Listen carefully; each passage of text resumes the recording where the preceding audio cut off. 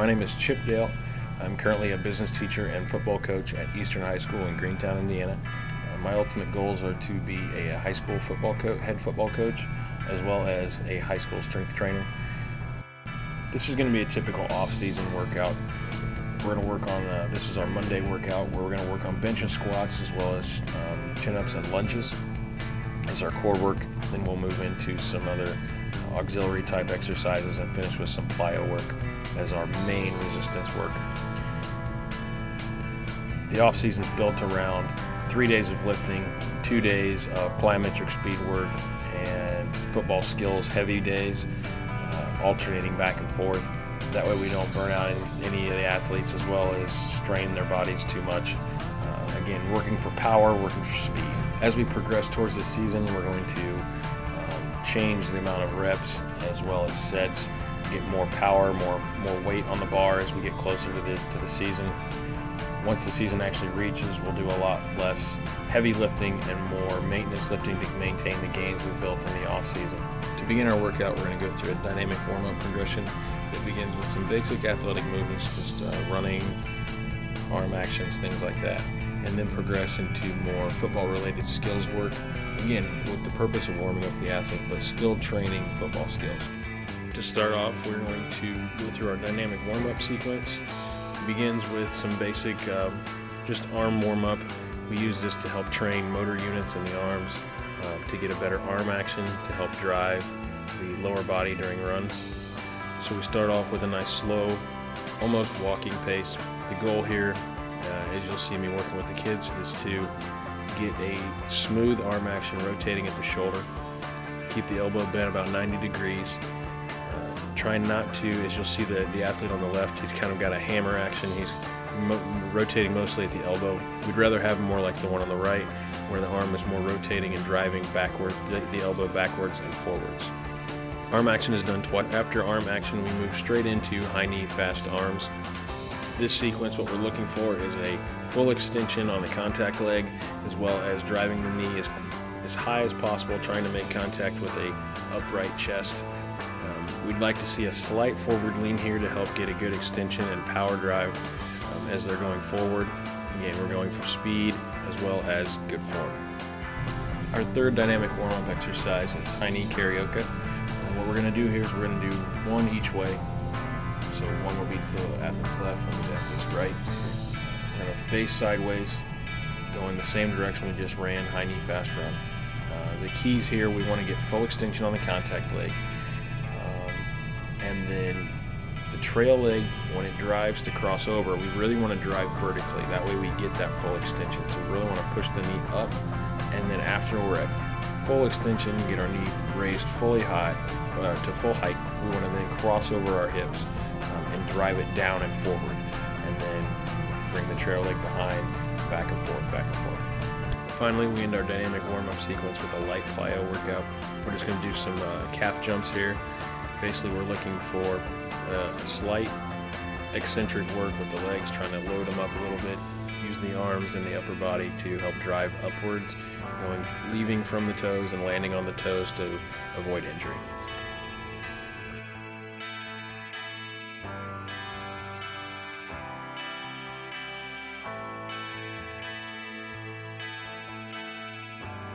After our dynamic warm-up, we move into a skill progression for football skills.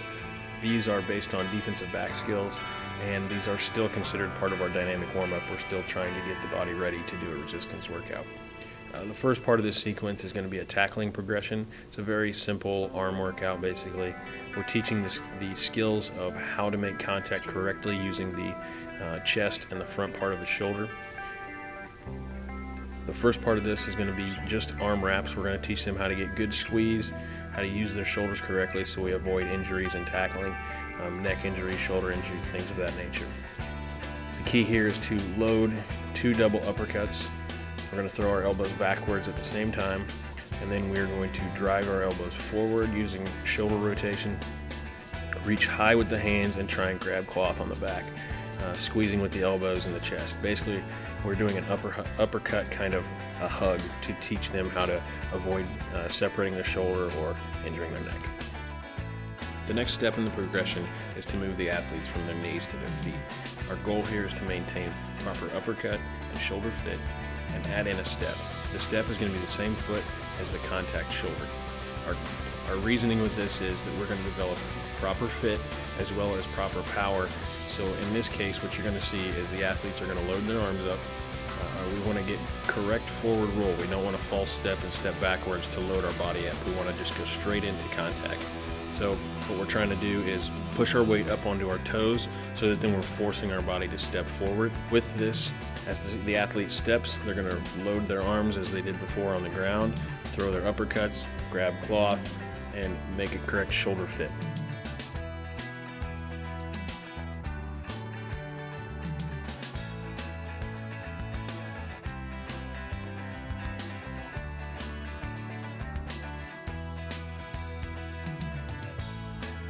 For this individual position group, we're going to be basing our movement drills on their defensive back stances and back pedals. The stance is very, very basic. We're trying to get a narrow stance to provide a better vertical movement. We'd like the arms to be loose and relaxed. We'd like them to hang at or below knee level. We need a straight spine and lots of bend in both the ankles, knees, and hips.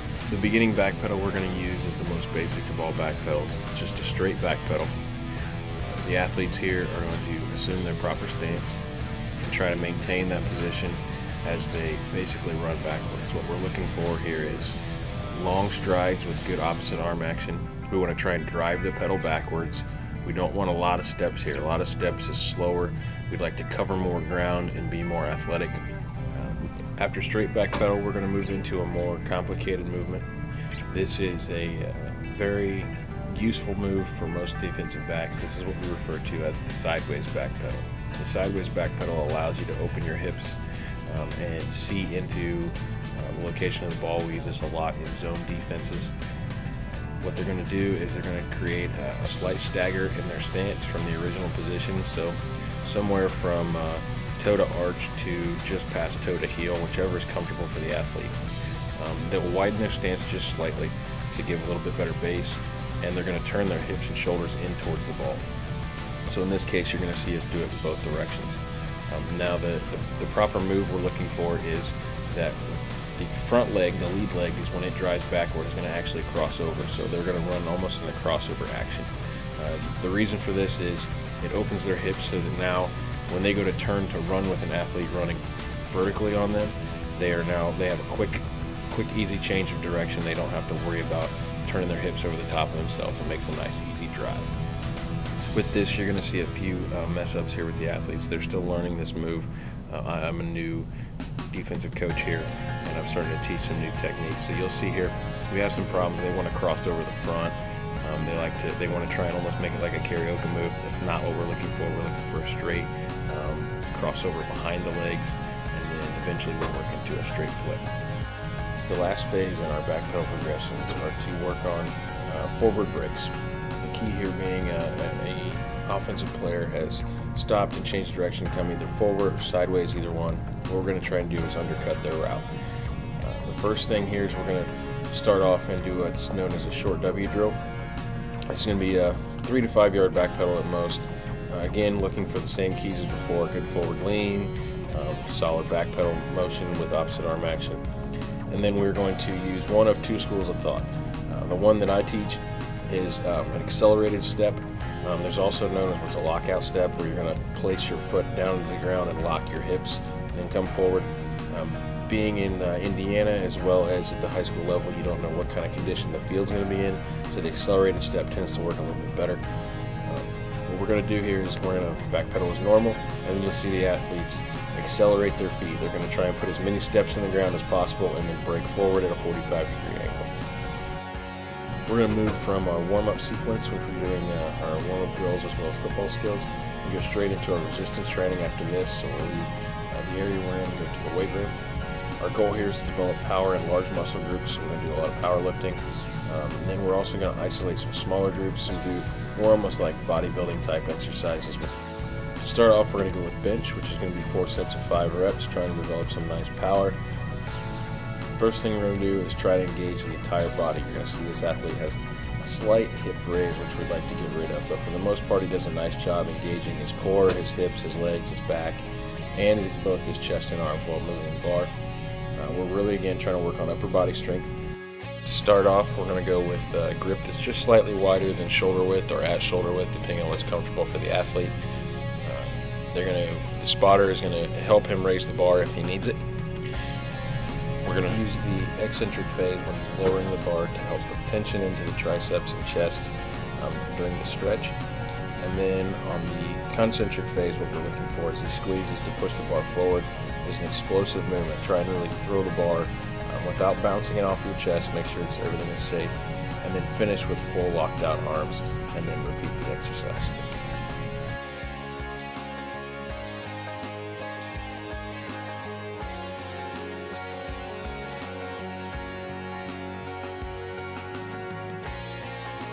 Our second major exercise is going to be squats. Again, trying to develop whole body power here today. We've done upper body, now we're going to move on to a little bit of lower body. So the first thing we're going to do is make sure the bar is loaded correctly, make sure we have a good spotter and ready to go. The athlete's going to put the bar just along the shoulder, just above the shoulder blades, right along the traps.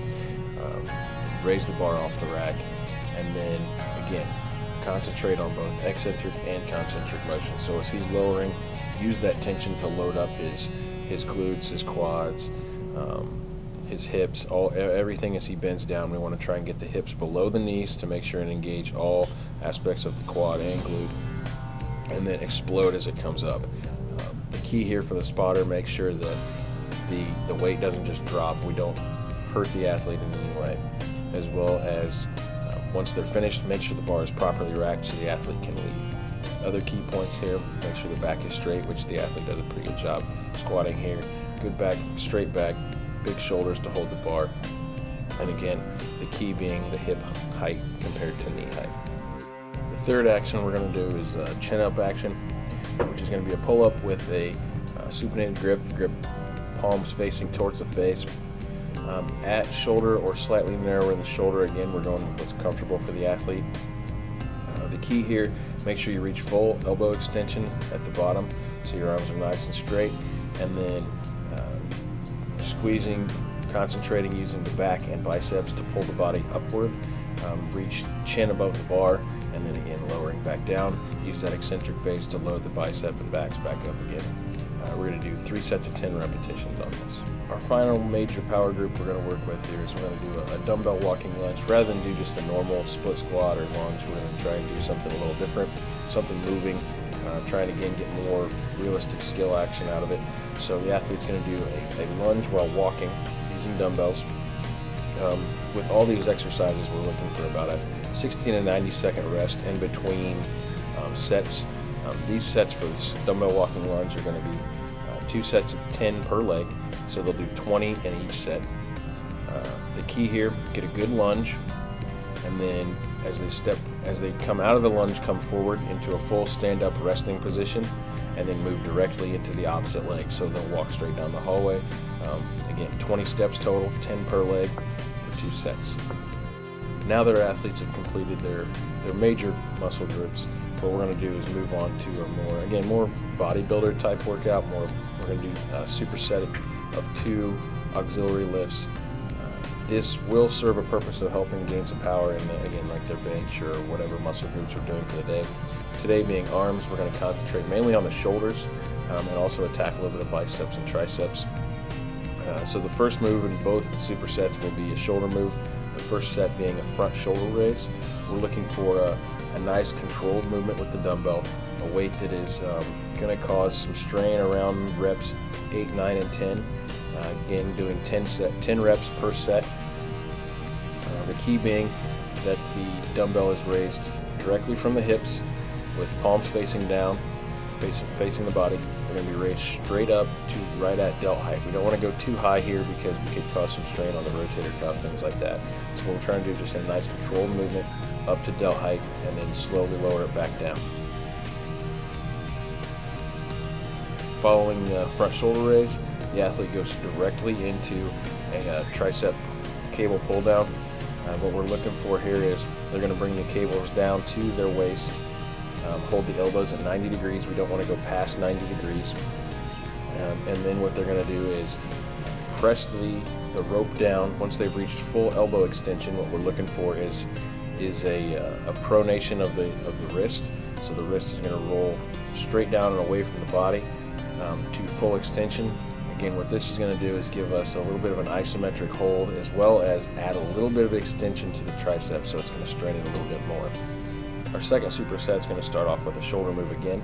Instead of a front shoulder raise, we're going to do a lateral shoulder raise. This, again, we're trying to isolate each part of the delt here. So we've already done one. We're going to move on to the middle and to the anterior side of the delt with the lateral raise. The key here being same, palms down facing the body. We're going to raise it nice and controlled up to delt height. Try not to get above delt height to limit injury possibilities to the rotator cuff.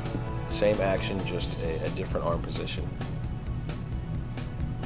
Following your 10 reps in the lateral raise, the athlete is going to move straight into a bicep curl. What we're looking for here is a full range of motion. We want the athlete to bring the dumbbell straight up, keep the elbows locked at the sides. We'd like to rotate to a full supinated grip, really squeeze the bicep at the top.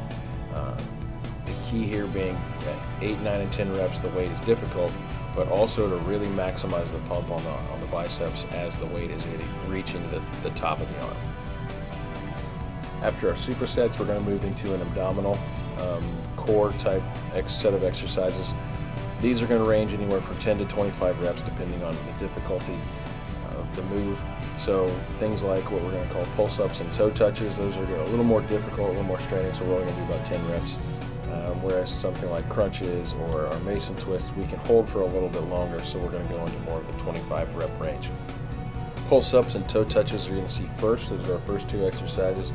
They're going to start with the feet straight up in the air, feet dorsiflexed. Try and lock the knees out as much as possible. Depending on the athlete's strength and flexibility, it might be a little more difficult to lock the knees fully, but we really want to fight to get locked knees, again with dorsiflexed feet. Pulse-ups, you're going to take and raise the hips straight from the floor. And toe touches, you're going to take, and it's going to be a crunch action with arms straight out. You're going to try and raise your hands up above your toe height. Following toe touches and pulse-ups, we're going to go into crunches. Crunches, again, we can do a little bit more, so we're going to do probably 25 reps here. The crunch key here is we want bent knees, try and bring the feet close to the buttocks. We'd like hands behind the head, and we want to raise about halfway up the back. We'd like to use the abs to really contract and bring the shoulders just up a few inches off the ground. We don't want to try and roll all the way up into a sit-up to try and limit injury we could have to our spine. Again, just try and really use the abdominals to really contract and pull the chest towards the hips, keep a straight back. Following crunches, we're going to go into mason twists. You'll see me demonstrating mason twists here a little bit.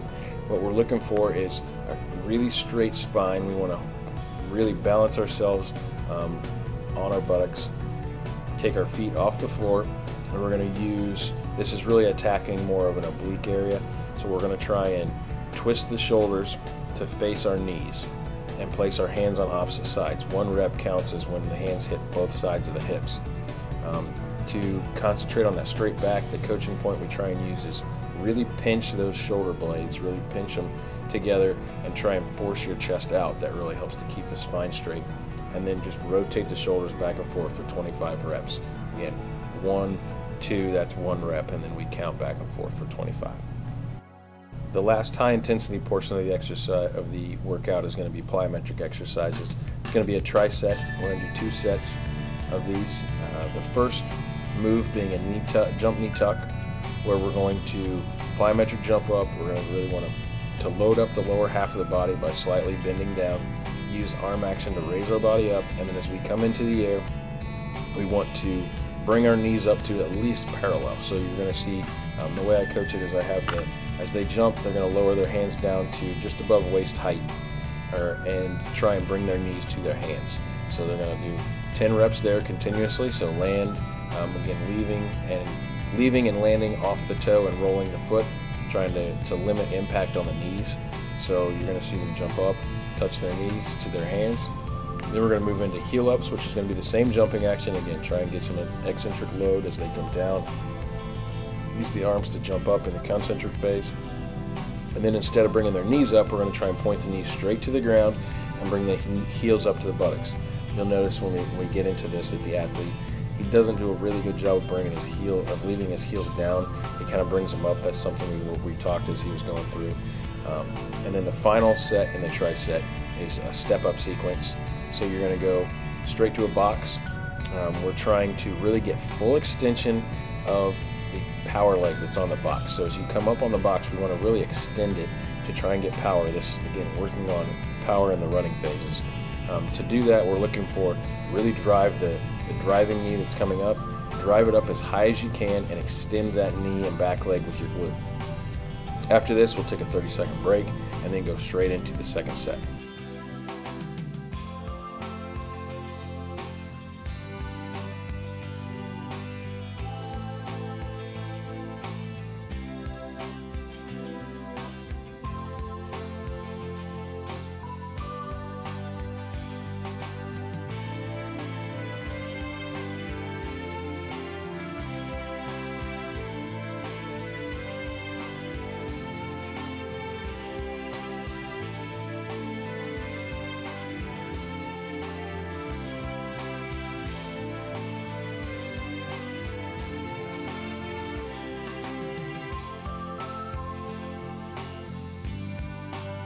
To finish the workout off, we're going to do a nice light cool down jog. We're going to put them on a 5-minute cycle, so they have 5 minutes to just jog lightly at their own pace, let their heart rate drop down, let their body temperature drop back down. And you also see they have the freedom here to do some light ballistic stretching, just kind of bounce out, let their arms, their legs adjust back to not strenuous exercise.